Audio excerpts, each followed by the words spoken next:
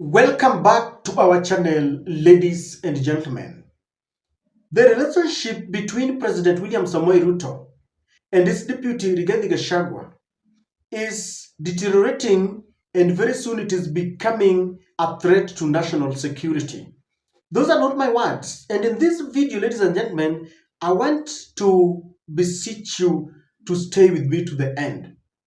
Because I don't know whether I'm the only one who has realized this, but there is a deliberate effort to try and portray Rigathi Gachagua as a man who has got intention to kill, as a man who is being linked very closely to the death of General Ogola, Francis Ogola.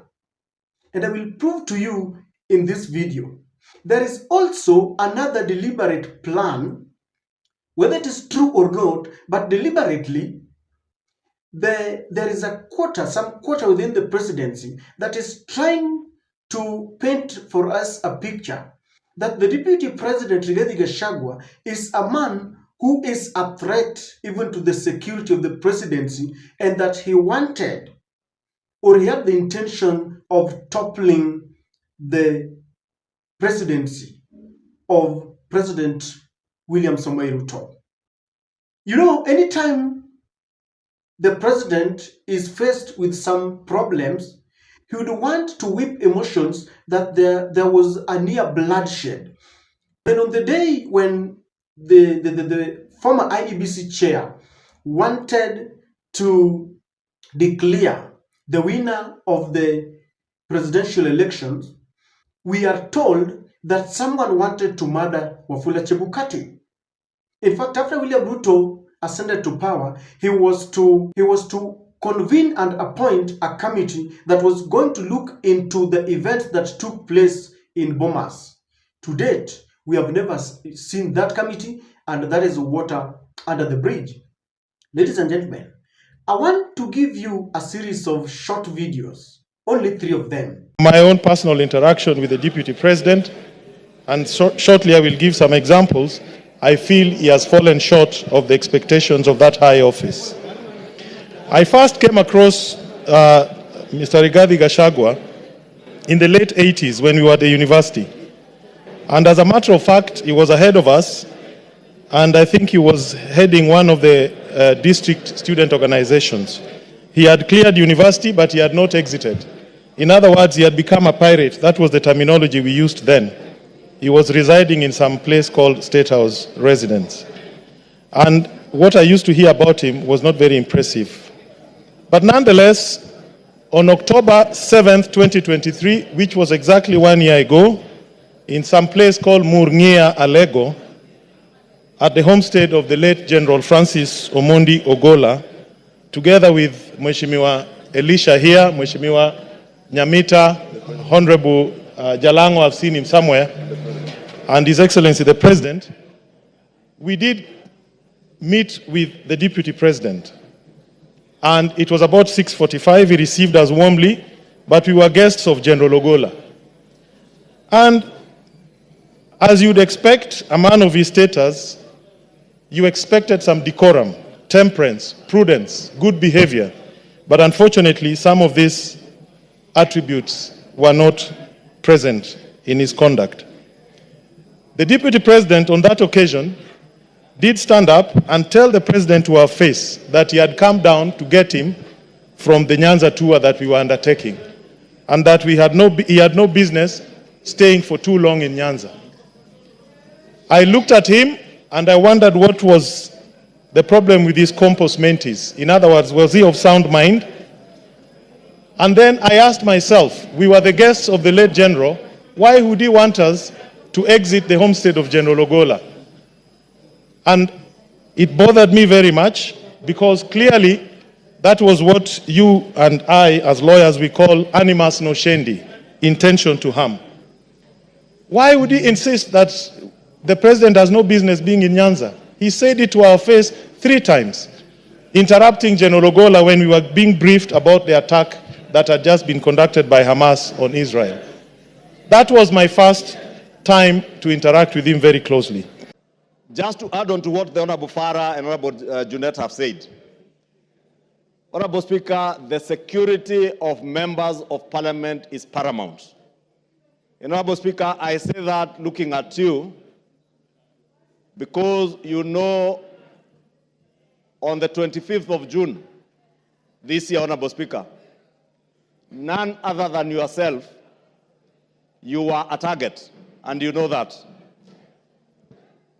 And not a target for harm, but a target for elimination based on the position you hold as Speaker and the ranking order should anything happen to the President or the Deputy President, Honorable Speaker. Honorable Speaker, I want to beg that you take with a little more weight the issues raised by Honorable Junet and Honorable Farah Maalim, because, Honorable Speaker, we have seen it on social media. We have been told by certain quarters that before March of 2025, they say bendera itapepea mlingoti nusu. Honorable Speaker, these are weighty issues. And I hear what the Honorable Farah Maalim is saying on the security of the President, and we have no business to advise the Inspector General and the Director of the National Intelligence Service on what to do. But for members of this House, all the 349 of them, Honorable Speaker, you must direct the Inspector General of Police, who was approved by this House less than a month ago, to ensure that when this House is sitting within the precincts of Parliament, and even outside and including committees of this House sitting, Honorable Speaker, members are secured. Thank you. And even in their homes, Honorable Speaker, they are secured. Because, Honorable Speaker, I say this, being privy to the information that I was privy to and you are privy to on the 25th of June, and knowing, Honorable Speaker, that as Honorable Junet has said, we are not dealing with an ordinary matter, we are not dealing with an ordinary man, we are dealing with a black man with a very black heart. Thank you, Honorable Speaker. Mnajua kwamba William Ruto ni rais wa pili Mkalenjin. Si ndio? Yes. Tulikuwa na Kenyatta. Hakukuwa na mapinduzi wakati wa Kenyatta. Kulikuwa? Tumekuwa na Rais Moi kwa na majaribio ya mapinduzi. Si ndio? Yes. Tukakuwa na Rais Kibaki. Hakuna majaribio ya mapinduzi. Si ndio? Yes. Tukakuwa na nani? Uhuru. Hakuna hata sekundi moja ya majaribio ya mapinduzi. Kwa nini huyu? Kwa nini Moi na Ruto? Umejiuliza hiyo maswali? Why the bitterness that are challenging is a president? Why? Why all of a sudden people have become so bitter because of a challenging president? Mnakumbuka kama nyinyi wadogo kidogo, kama unakumbuka wakati wa Moi aliteswa na kila mtu mpaka akakuwa dikteta. Ikabidi. Yes. Mnaelewa mreje? Mpaka ikabidi. It is not easy to be a challenging president in this republic. It is not an easy thing. Sasa huyu alikuwa ameanza in private. Unajua kuna maneno jamaa anafikiri ati kwa sababu yeye deputy. Unajua kuna watu dunia hii ya serikali ambao wanaitwa NIS. NIS wanasikiliza mpaka president. Wewe unajua NIS ni nani? Tukiwa hapa unajua nani ndio NIS? Unajua? Hawa watu wanasikiliza mpaka rais mwenyewe. Kwa sababu unajua mtu anaweza kuwa rais alafu kichwa anaharibika. He must be rescued from himself also. Unaelewa? Sasa huyu jamaa in private conversations yeye amekuwa akitamka huyu William huyu ni one term president. Huyu ni one term president. Anapanga 2027 kummalizia. Na kuna mambo mengine pia anapanga ambayo sitaambia nyinyi hapa. Kutoka la mimi rais ngalaji pongana joni kaya. Sasa tukasema kama unapangia mtu yako mabaya ati one time, sasa wewe usikule half time. Ama ukinipangia na kupangia ama namna gani? So I want you to remember that statement I made, that it is only a Kalenjin president that has faced attempted coup. It has never happened to any other president. Na ndio maana tukasema kama sisi watu hapa ndai msamee hao wajumbe wenu wakifanya hiyo decision wamemake. Msione kwamba sisi ati no. Kwa sababu ya hii maneno ambaye na mtasikia Jumanne katika bunge maneno itatokea mingi zaidi. Naelewa? Hata hii msamaha unajua nimeona jamaa wameomba msamaha ni ya Mwenyezi Mungu jamani. Bata roroti ile msamaha ne? Ai, lakini na msamaha pia ikuje baada ya impeachment. Unaelewa?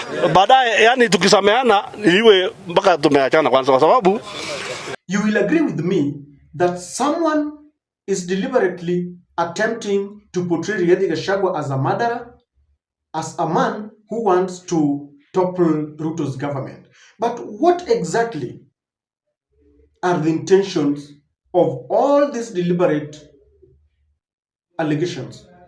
And I'll be very fast. What do they want to achieve? Like I said, this is a very sensitive matter, but the videos and clips are there to corroborate what I'm talking about. Number one, ladies and gentlemen, all this thing was crafted to stop the Gen Z's protest because Gen Z's had cornered William Ruto, and we were told that Rigathi Gachagua, in quotes, had infiltrated the Gen Z's protest and therefore he wanted to topple the government. This is the main reason why Ruto approached Raila, and we are told, he told Raila, if you cannot help me salvage the government, then I'll hand over to who? To the military. It was to stop the Gen Z, and it was to justify the broad-based government. Because you remember we were being asked, Ruto must go, then what? Then who takes over? And I remember Guru Dinga was saying that when you compare the two people, Rigathi and William Ruto, who would you vote for? And they were saying, afadhali, we would rather have William Ruto than the deputy president Rigathi Gachagua. So it was the Gen Z and the broad-based government. Number two, it is meant to portray Rigathi Gachagua as a threat to national security and to justify his impeachment. That's why they kept on talking about Rigathi Gachagua threatening the NIS boss. NIS is the heart of security of a country. And so when you try to link them and you say that Rigathi was threatening, Rigathi on his side is saying, we are calling them to order, we are criticizing them to ensure that they work for us.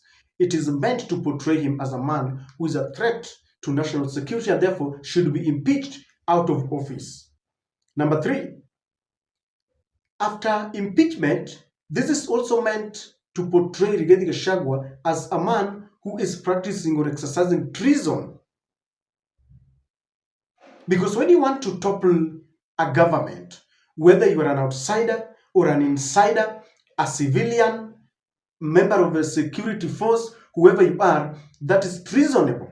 And therefore they want to link Rigathi Gachagua to treason and maybe charge him in court, because we've had this story that he wanted to topple the government. That is why people, his henchmen like Major Donk and Gakuya and all those people are being investigated by the DCI, and they had proposed charges. So they want him to be charged. Number two, the member of parliament who was saying that any time a challenge is in power, then there are attempts of coup d'etat. He was trying to, number one, draw sympathy from their people. The same thing we're talking about, playing ethnic-based politics. That our man is in power, Ruto is a Kalenjin, and you see they want to topple him. So they want to solidify that support base by attracting sympathy that someone wants to topple Ruto's government. Sympathy. And number two, to portray the Kikuyu community as people who are power hungry and they want to alienate to segregate them away from the other communities, that they are power hungry, they want to take over, they want to take over power. In my opinion, that is what they want to achieve. They also want to prevent any political realignment between the lake and the mountain. Why? If someone is telling us that it is Rigathi Gachagua who had got the intention to kill Animas Noshendi, intention to harm who? He was in Nyanza, he was interrupting General Gola. So, and now General Gola goes and dies. Then he's telling us that maybe it was Rigathi Gachagua who killed him. That is my interpretation. Even if you ask, and you know, these are things that people don't want to talk about. Many people along the corridors believe that they could link the deaths, and therefore it is being spoken in undertones. Many people are saying that we cannot support Rigathi Gachagua because of this kind of allegations and undertones that is going on. They are preventing any kind of realignment between the lake and the mountain, because that will give William Ruto a run for his money, a thorn in his flesh. It is also meant to encourage Ruto to become a dictator, because they are saying that that Moi was disturbed to an extent that he became a dictator. He became a dictator. These are meant to encourage William Ruto they are planting seeds of dictatorship. Very soon you will hear of abductions, detention without trial, and they will justify it that William Ruto was so lenient, but then some people took advantage and they wanted to topple his government, which is very bad for us. Someone wants to take us back. These are the tendencies where you will hear someone saying that we want to change the term limit of a presidency so that he can go forever, or for 10 years, or for I don't know how many years, planting seeds of dictatorship. Ladies and gentlemen, this is not good for us. This intention, we want to see if someone believes that there's a person who wanted to topple the government, let the law takes its course. But all this charade and choreographed things that are being said by members of parliament, I believe matters security should be left to security apparatus. But if you have members of parliament yapping with it here and there, then we are perturbed and we are left wondering what exactly is happening. I don't know what you think, but the relationship between the president and the deputy is itself a threat to national security.